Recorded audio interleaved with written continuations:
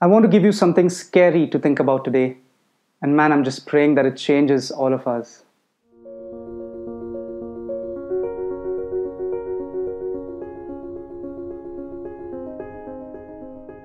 So many times we find ourselves praying and trying to discern what God's will is for our lives.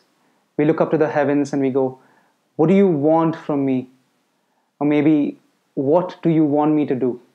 We put up a video a couple of weeks back about how God's general will can be found throughout the scriptures, and also about what we need to do to hear God's specific will. But today I want to address that question that we ask God so often. What do you want me to do, O God? I want to tell you about one answer that's in the Bible, one that's so obvious, one that we've heard over and over again, one that preachers have preached on countless number of times, and yet we tend to ignore it because it's so easily dismissible. I want to tell you about this one answer that may even change us if we really start to think about it. And here it is. Rejoice always. Pray continually.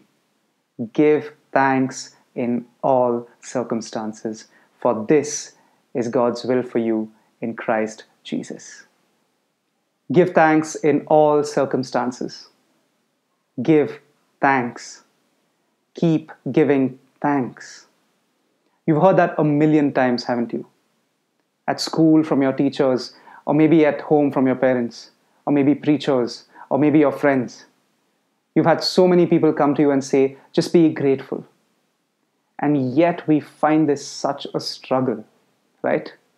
Recently, we put up a video about an amazing Jewish prayer that is about giving thanks to God for when you're done using the restroom. Now, it's a prayer of thanks for a good bowel movement.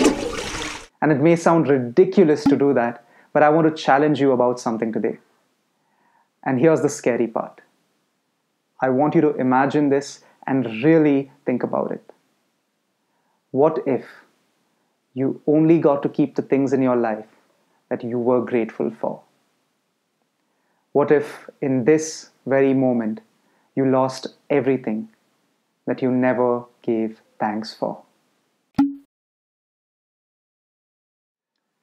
Terrifying, isn't it? Now think about your bowel movements and the fact that you've never given thanks for it. Or the parts of your body that you've never seen as a blessing. Or your family, or your friends, or your school, or your college, or your job, or the food on your table, or the roof above your head, or this device that you're watching this video with right now, or anything at all. It's so scary, isn't it? But thanks be to God that He is merciful and He doesn't just snap His fingers and take it all away in an instant. But the point is, it could all go away. Unfortunately, it's only when we lose things that we wish that we had been grateful for them.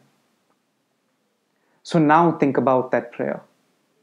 That prayer where we look up and say, "What do you want me to do, God?"